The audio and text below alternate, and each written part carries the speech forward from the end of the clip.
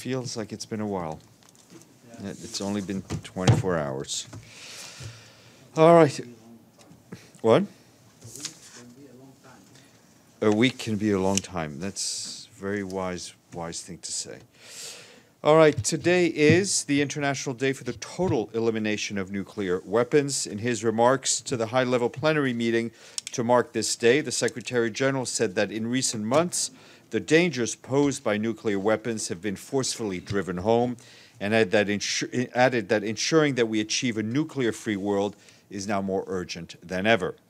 It is true that we live in challenging circumstances, he said, but this can be no excuse for walking away from our shared responsibility to seek a more peaceful international society.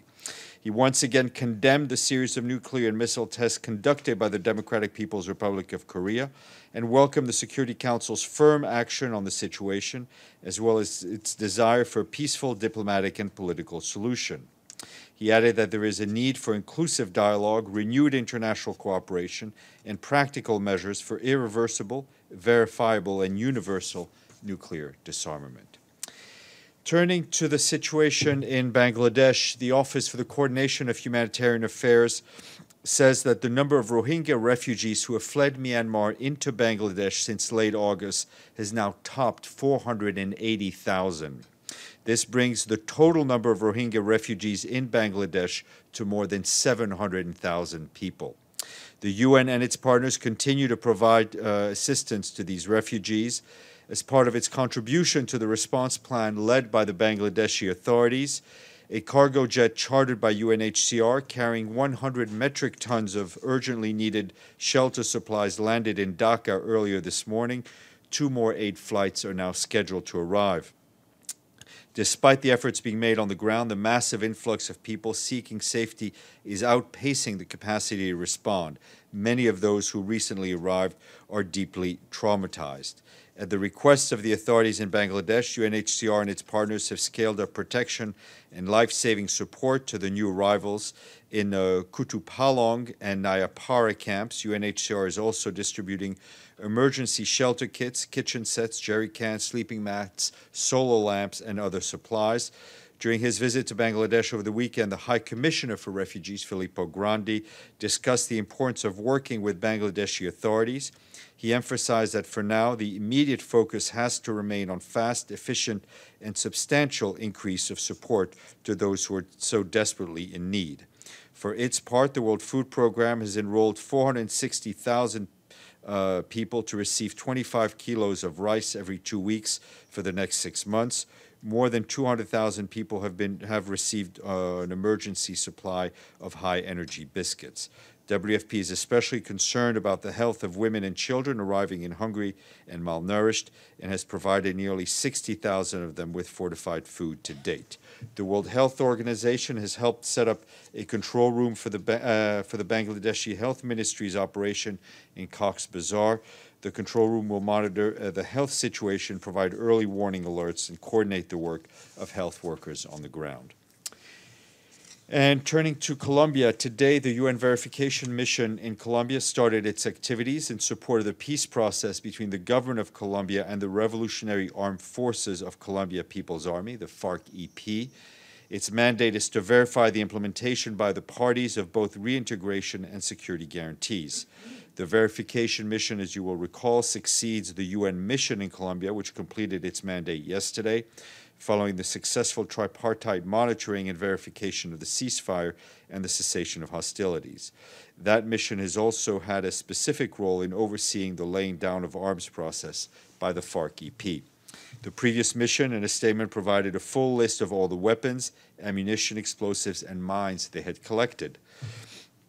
This represents a total of 8,994 arms, 1,765,862 rounds of ammunition, 38,255 kilos of explosives, 11,015 grenades, 3,528 anti-personnel mines, 46,288 electric detonation caps, 4,370 mortar rounds, and 51,911 meters of detonating cords and fuses.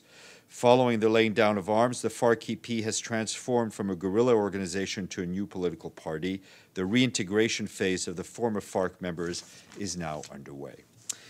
And back here, the Security Council met on South Sudan this morning. The special representative of the Secretary General, David Shear, briefed the Council on the situation in the country. And Mr. Shear will be briefing you in this room at 2 p.m. in this room.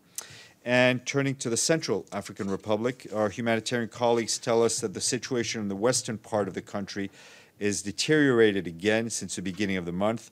Armed groups have taken over several localities, including the cities of Bukaranga and Nyem, and the ensuing confrontation has caused a large number of displacements. The vast majority of the inhabitants of Bukaranga and Nyem took refuge in the bush, where they cannot access humanitarian assistance. The humanitarian coordinator for the CAR, Najat Roshdi, warned that the operational capacities of the humanitarian community are already under intense pressure in a context marked by underfunding of aid. The simultaneous emergence of new outbreaks of tension in several regions will undoubtedly exacerbate the already fragile situation of thousands of displaced people in the communities that are barely recovering from repeated crises, she added. And Nikolai Mladenov, the special coordinator for the Middle East peace process, today condemned the shooting attack by a Palestinian in the Har Adar settlement, in which one Israeli police officer and 2 security guards were killed and another was seriously wounded.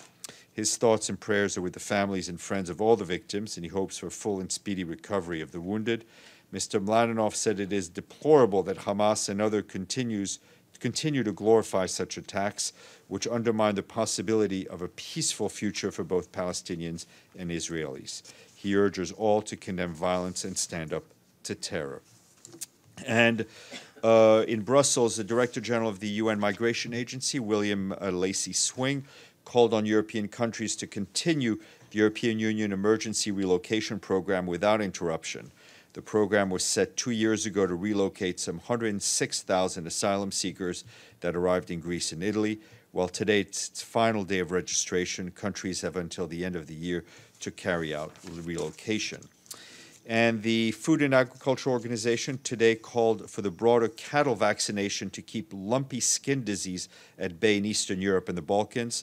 The disease is a cattle pox virus transmitted by insects that can be deadly for cattle, but does not impact humans. Press conferences, I already mentioned, 2 p.m., David Shear will brief you. And at 4 p.m., the President of the General Assembly will hold a press briefing right here. He will have an announcement to make. He will also share his observations on the general debate, outlining what was achieved and laying out his expectations for the rest of the session. Because of PJ's briefing, Brendan will not be here to brief you. And lastly, today we welcome St. Kitts and Nevis to the honor roll. This brings us up to how many countries having been paid in full? 133, close enough. You get a free ice cream. And a question. Go ahead. Thank you. I understand that the Security Council will hold a meeting this afternoon on the issue of Rohingya, and that the Secretary General will address the security. Does the Secretary General have a specific message to the Council, and what does he expect from that meeting? First of all, my understanding is that there may be a briefing in close consultations today.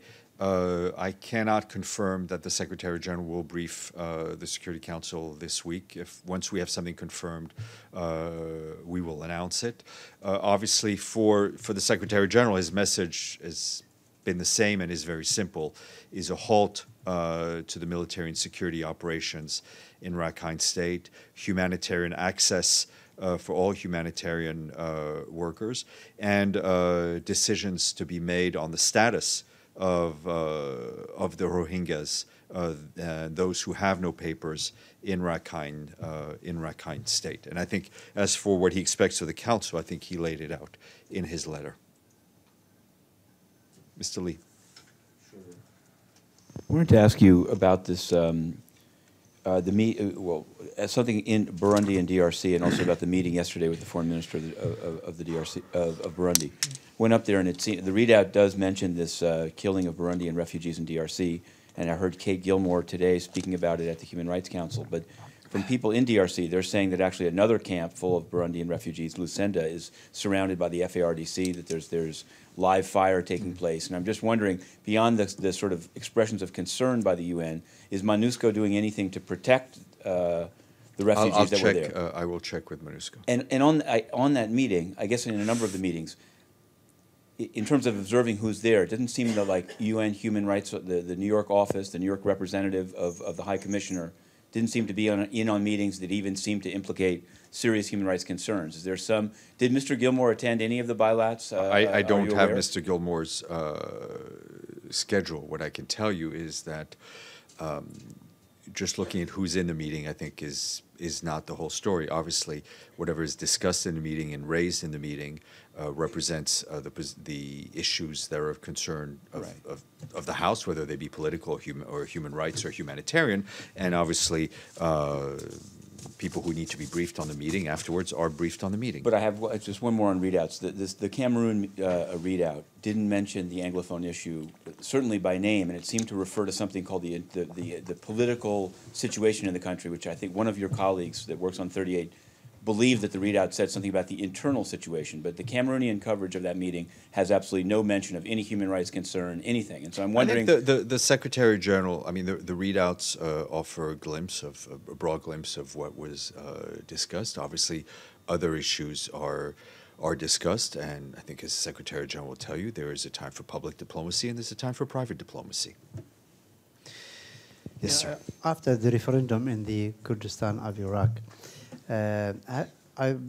did you see these videos showing that the fabrication of voting, someone voting like 30 papers, signing them and putting them in the box, these are by social media. There have been such videos coming out.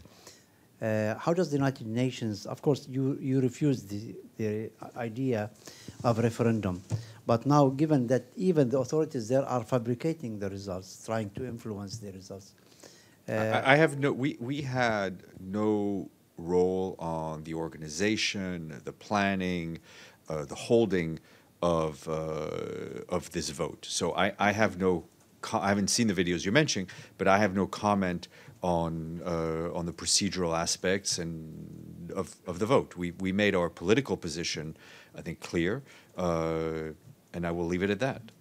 With regard to Kirkuk, I mean, there's disputed territory there.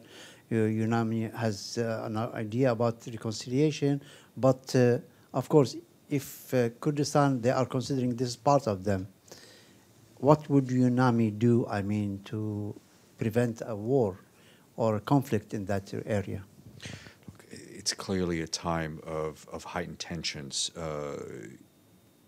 in Iraq. I think we've noted, as we said yesterday in note to correspondence, that this referendum was unilaterally declared and included areas under the control of the Peshmerga and was opposed by the Iraqi constitutional authorities, Iraq's neighbors, and the international community. I think we regret that the opportunities for dialogue prior to the vote were not seized for serious discussions between the government in Baghdad, the national government of Iraq in Baghdad, and the Kurdistan regional government. How about this support coming from Israel to such referendum and independence of Kurdistan? That's your statement. I don't know how to. I have no information to that. Linda, we'll come back to you. There were statements by Israelis. I will come back to you. Linda. Thank you, Steph. I hope I didn't miss this at some previous time, but this is regarding the Rohingya. I know there's a dire humanitarian situation now in Bangladesh where they fled. But my question is about the Rohingya militants.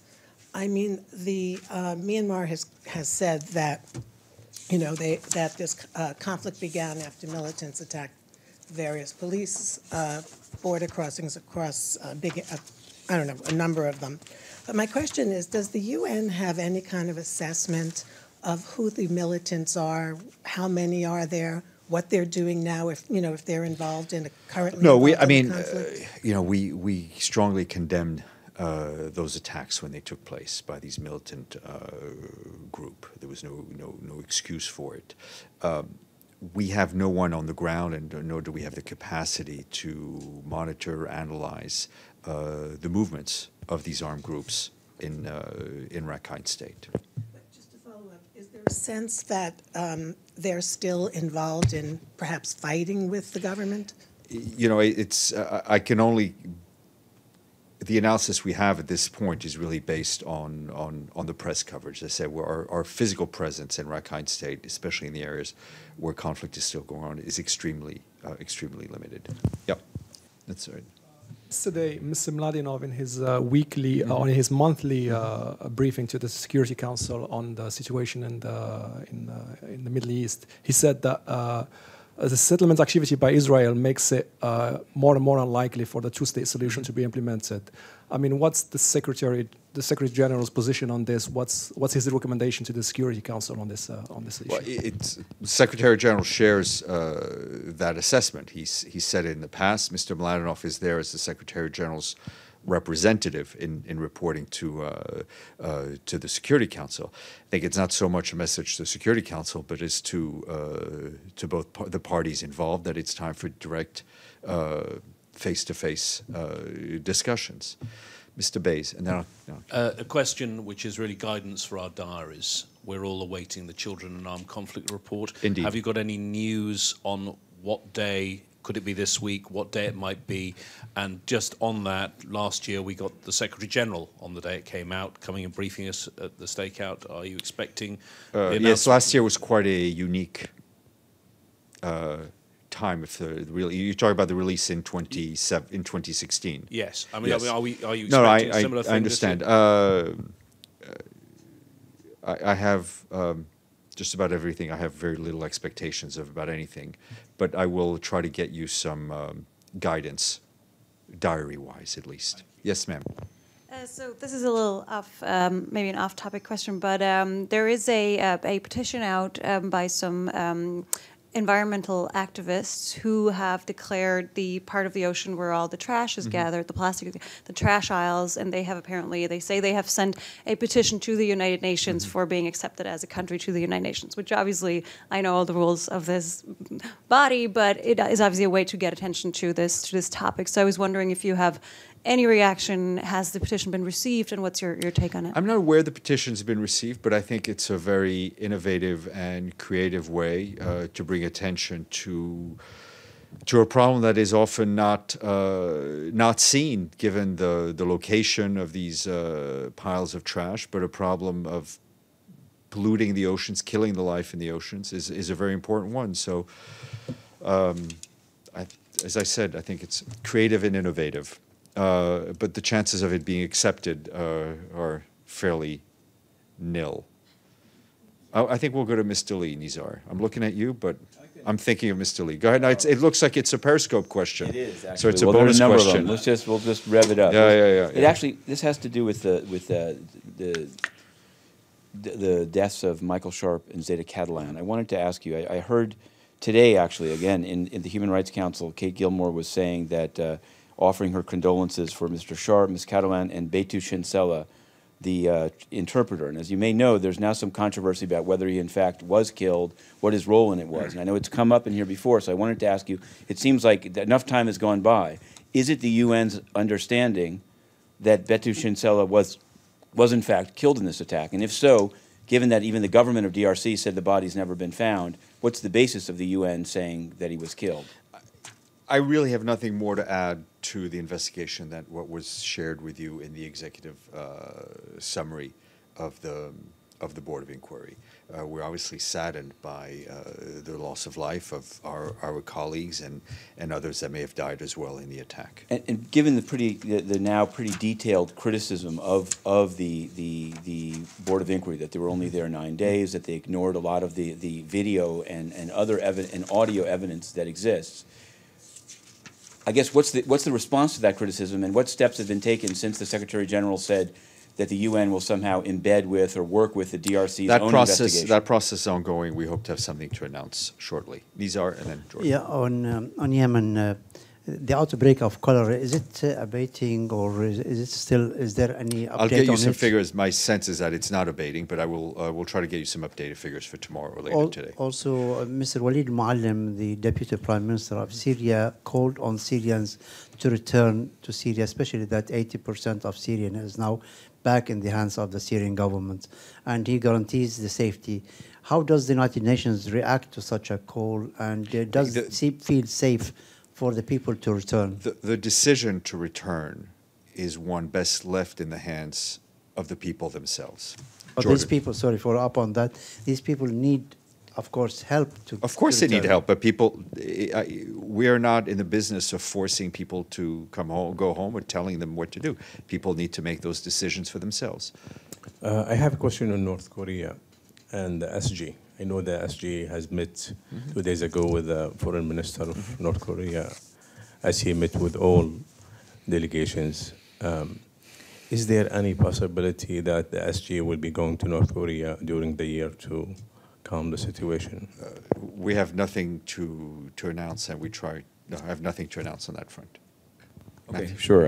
I've mentioned Kate Gilmore twice, and it's for a reason. I wanted to know whether you can give any update on the UNFPA process, both the candidacy of Ms. Gilmore and now of Alicia Barcena. No, are you aware? When's the deadline for selection? The details of the process, one of the many things that I'm not aware of, because as you know, the announcement is made, and then the announcement of a job opening is made. People apply, and once the process is over, we announce who got the job. And I wanted to ask you again, this is I've asked you several times about Jeffrey Sachs, and each time you've said statements that he's made, you've said, well, he only is speaking when he's in his capacity.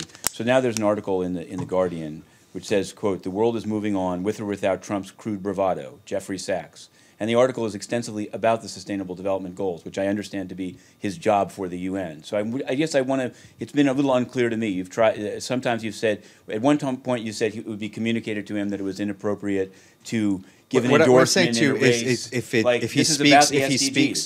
he's identified and speaking in his official capacity, so can you look at the Guardian, because he's talking about the SDGs, and again, many people share that view, but I wanted to know. I think I've answered the question to my best of my ability. I know, but it just continues to happen, and lower UN staff get in trouble for doing the same thing. Thank you. I have a question on Western Sahara. I know you issued a statement on behalf of the Special Envoy on 20th of September that he had some communications here at the UN, and he said he's going to the region soon. Has he gone there or not yet? And No, do you have any he's not gone there. When we have a trip to announce, I'll let you know. Thank you.